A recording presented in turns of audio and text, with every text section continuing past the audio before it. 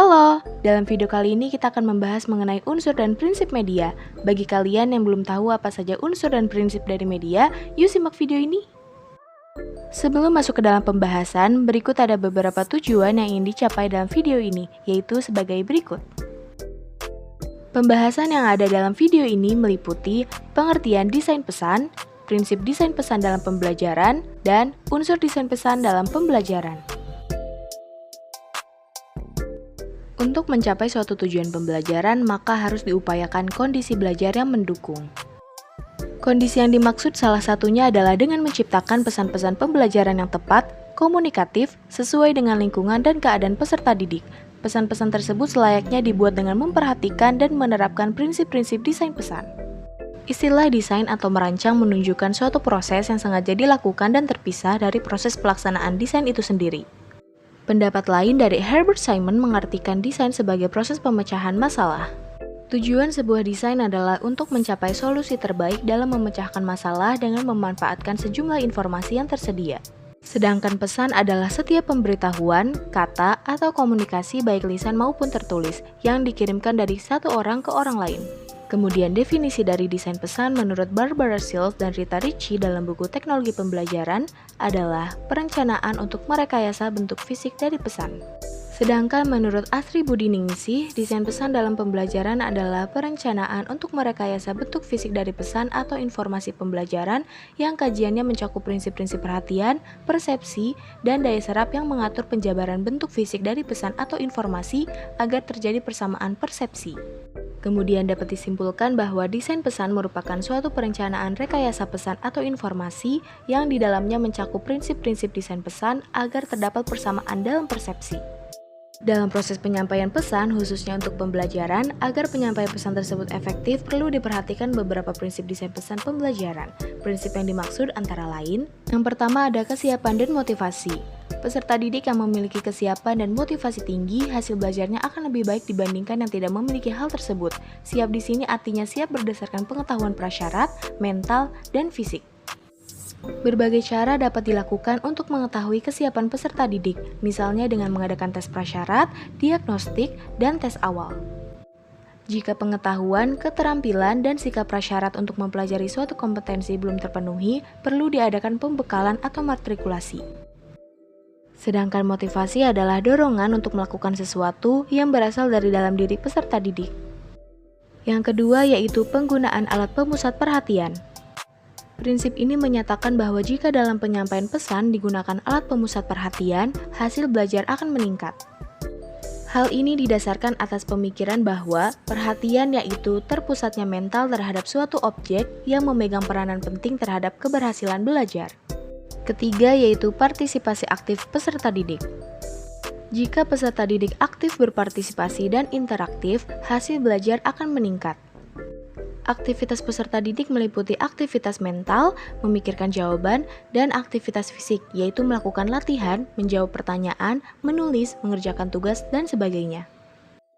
Yang keempat ada pengulangan. Jika penyampaian pesan pembelajaran diulang-ulang, maka hasil belajar akan lebih baik. Perulangan dilakukan dengan mengulangi dengan cara yang berbeda-beda. Perulangan dapat dilakukan dengan memberikan tinjauan selintas awal pada saat memulai pelajaran dan ringkasan atau kesimpulan pada akhir pelajaran. Perulangan dapat pula dilakukan dengan jalan menggunakan kata-kata isyarat tertentu seperti sekali lagi saya ulangi, dengan kata lain, singkat kata atau singkatnya, dan sebagainya. Prinsip yang terakhir yaitu umpan balik. Jika dalam penyampaian pesan peserta didik diberi umpan balik, hasil belajar akan meningkat.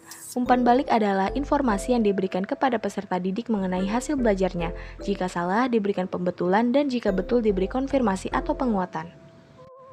Peserta didik akan menjadi mantap kalau betul kemudian dibetulkan. Sebaliknya, peserta didik akan mengetahui di mana letak kesalahannya jika diberitahu oleh guru kemudian dibetulkan secara teknis. Umpan balik dapat diberikan dalam bentuk kunci jawaban yang benar. Terdapat beberapa unsur bila berkaitan dengan desain pesan, yaitu pesan, tanda, informasi, belajar dan pembelajaran, media, dan desain pesan.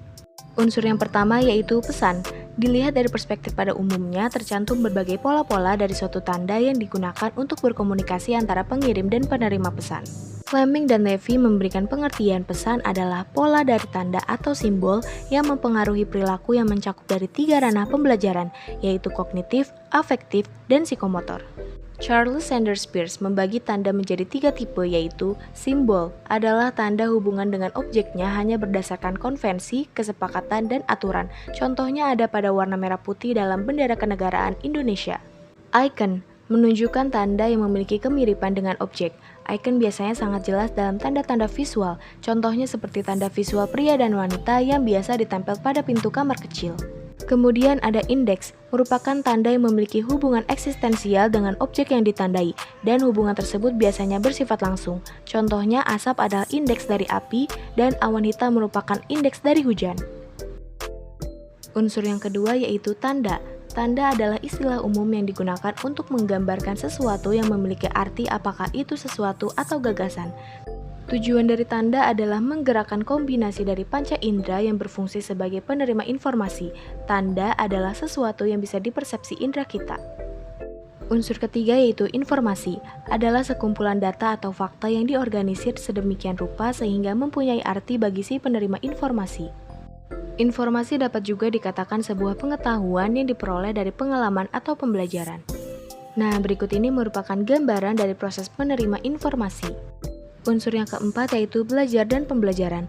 Belajar merupakan proses yang berlangsung sepanjang hayat, sedangkan pembelajaran hanya berlangsung manakala usaha tertentu telah dibuat untuk mengubah suatu keadaan sedemikian rupa, sehingga suatu hasil belajar tertentu dapat dicapai. Unsur belajar dan pembelajaran dalam desain pesan yaitu menciptakan strategi yang tepat untuk menghasilkan informasi yang sesuai dengan konteksnya. Unsur yang kelima yaitu media, merupakan pembawa pesan dari sumber pengirim kepada penerima pesan. Media digunakan untuk mempermudah proses komunikasi. Dengan hadirnya media dapat memfasilitasi proses komunikasi dan dapat memperjelas isi pesan yang ingin disampaikan, sehingga pesan dapat diterima secara utuh oleh penerima. Lalu unsur yang terakhir yaitu desain pesan. Desain pesan berhubungan dengan usaha pesan yang sifatnya informatif untuk mempengaruhi perhatian, persepsi, dan pemahaman. Desain pesan di sini berkenaan dengan penggunaan pesan dalam media pembelajaran seperti mendesain teks, desain tampilan, dan juga desain video. Desain pesan untuk pembelajaran berkaitan dengan berbagai faktor eksternal pelajar, sedangkan desain pesan untuk belajar berhadapan dengan strategi yang digunakan untuk mengaktifkan faktor internal dari pelajar agar proses belajar berlangsung.